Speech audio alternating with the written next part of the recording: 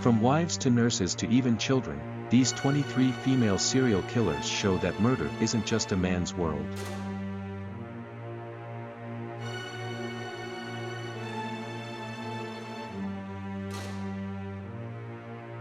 In the 1800s, Amelia Dyer made a living as a baby farmer. Parents with unwanted children would drop their kids off at her home and pay her a small fee to adopt them. In exchange, she promised, she'd take good care of their kids. Instead, Dyer discarded the children, made them overdose on opioids, and hid their bodies. It took 30 horrifying years before anybody figured out her crimes. By the time she was caught, Dyer had murdered an estimated 400 children.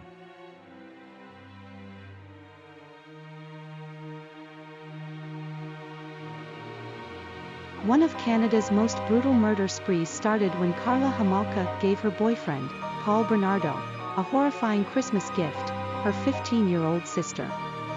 Carla Homolka let Bernardo violently rape her sister Tammy until she choked to death on her own vomit. From there, Bernardo and Homolka rained havoc on the country, working together to violently rape and murder young girls.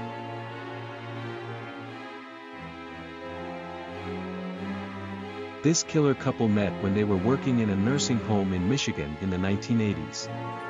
To prove their love for one another, the pair started murdering patients by smothering them in their sleep. By the time they'd been caught, they'd killed 5 elderly patients, all as some twisted love game.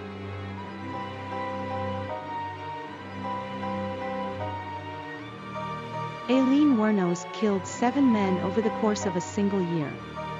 Wuornos was making her living as a prostitute, but in 1989, she started murdering and robbing the clients who visited her.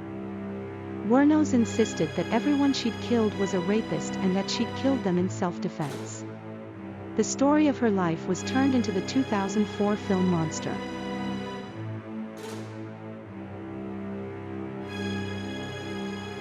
America's first female serial killer was Lavinia Fisher.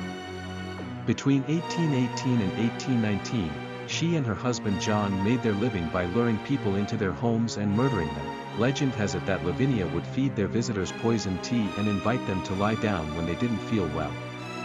Then, while they rested, her husband John would stab them to death and rob them blind.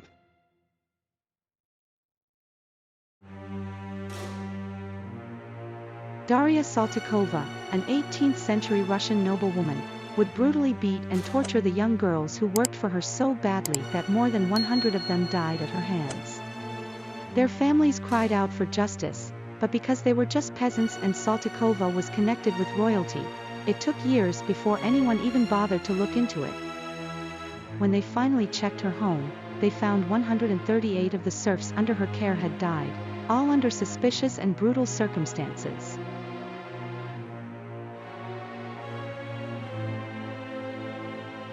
Mary Bell was only 10 years old when she killed for the first time.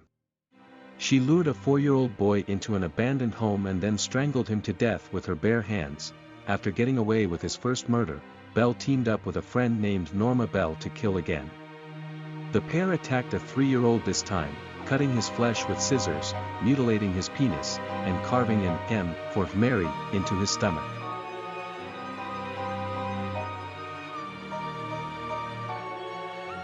Over the course of 2 years in the early 1960s, Myra Hindley and her boyfriend Ian Brady murdered 5 children.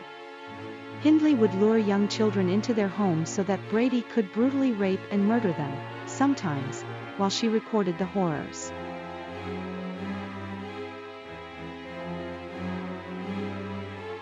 In the early 19th century, German serial killer Jesch Gottfried poisoned 15 people, including her parents, her children, 2 of her husbands, and 1 fiancé.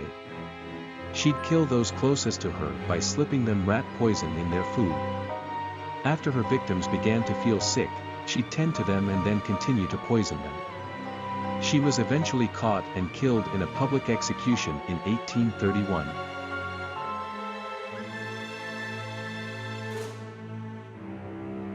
Fred and Rosemary West's murder spree started when Rosemary lost her temper with her 8-year-old stepdaughter and beat her death, hiding the body under the family's porch.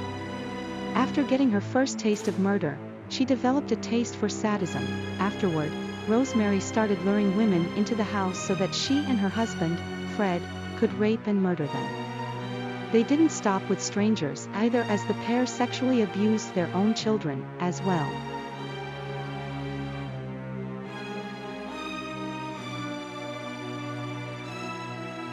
Elizabeth Bathory has been called the most prolific female killer of all time. This isn't a wild claim because, between 1585 and 1609, she tortured and murdered an estimated 600 people. At first, Bathory only murdered peasants, luring them in by hiring them as serving girls in her castle and then beating and torturing them to death. When she started to realize that she was getting away with it, though, she started to lure in some of the lesser gentry, as well. She'd burn, starve, and mutilate the girls under her care. She'd scald them with tongs, cover them in honey and ants, and even bite the flesh off of their faces before giving them the mercy of death.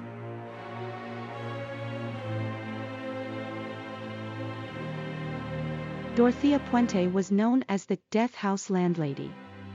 During the 1980s, she would invite tenants to move into her boarding house and would end up giving them a place to rest underneath her backyard. Puente would load up her tenants up pills and drugs until they overdosed, then suffocate them while they were unconscious and bury them out back. By the time she was caught, Puente had already killed at least 9 people.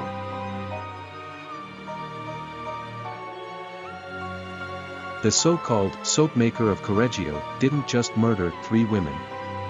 She served them to 3 of her friends. When Leonardo Cianciulli's son went off to war, she became convinced that the only way to keep him safe was through sacrifice. And so she lured a woman into her home, drugged her, hacked her body into pieces, and used her remains to make soap and tea cakes, which she then served to her friends.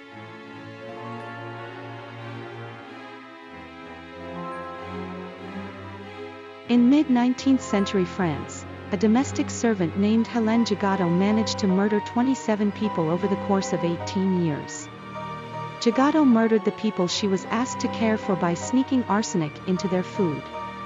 She slaughtered her own family and nearly every person who dared to employ her.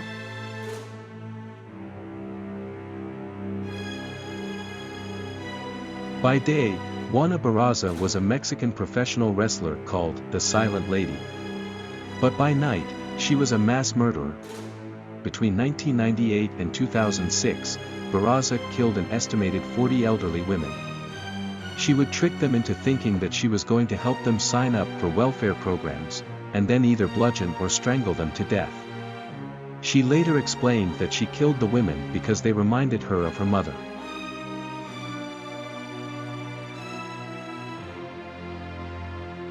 Between 1977 and 1982, Texas nurse Janine Jones killed upwards of 42 babies under her care. She injected the children with a paralyzing drug called succinylcholine, causing their little hearts to stop. She'd killed them, as Jones would later tell the police, because she thought the hospital needed a pediatric intensive care unit and, apparently, that was worth the lives of 46 babies.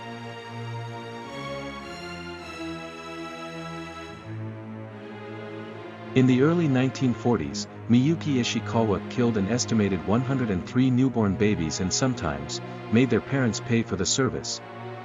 While working in a maternity hospital, she became convinced that some of the babies of the poor would be better off if they were never born at all. She started deliberately neglecting children and letting them die, often with the parents' support. She'd quote them a fee to murder their babies, then tell them how much more it would cost if they tried to raise them alive.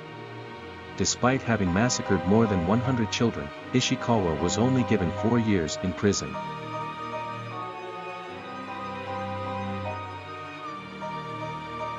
Amelia Sachs and Annie Walters put out ads letting people know that they could quietly leave unwanted children on their steps. Any babies left in their charge, the women promised, would be given the best of care. In reality, though, the twisted women poisoned every baby they were given and disposed of their bodies. They massacred at least a dozen infants before they were finally caught. The pair died together, hanging side by side.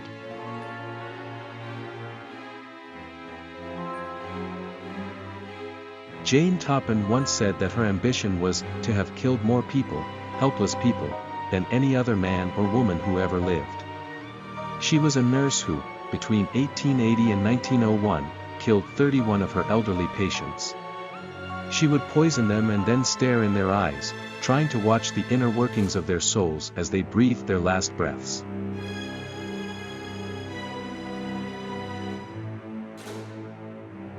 Over the course of 3 years in the 1960s, Juanetta Hoyt murdered 5 children, every one of them her own flesh and blood.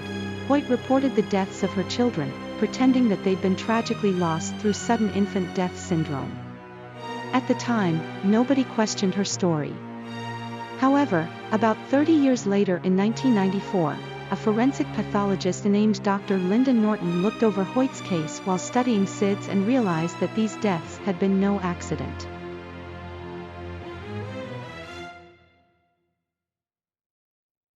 Belle Gunness' first victim was her own husband. In 1900, she poisoned him, strategically ending his life on a day. 2 life insurance policies overlapped so that she could collect double the money. For Gunness, though, murder wasn't a one-time thing. She made it a living, luring in men with ads that called herself a comely widow, and then murdering them for their money. Over the course of 8 years, she murdered upwards to 40 people, including several children.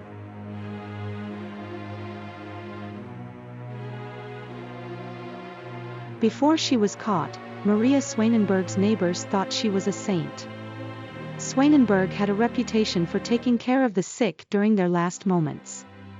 Instead of caring for them, though, Swanenberg would slowly poison them while she got them to set up their insurance or inheritance in her name. It took 3 years before the people of Leiden, in the Netherlands, figured out what she was doing. By the time they'd caught her, Maria Swanenberg had already killed 90 people.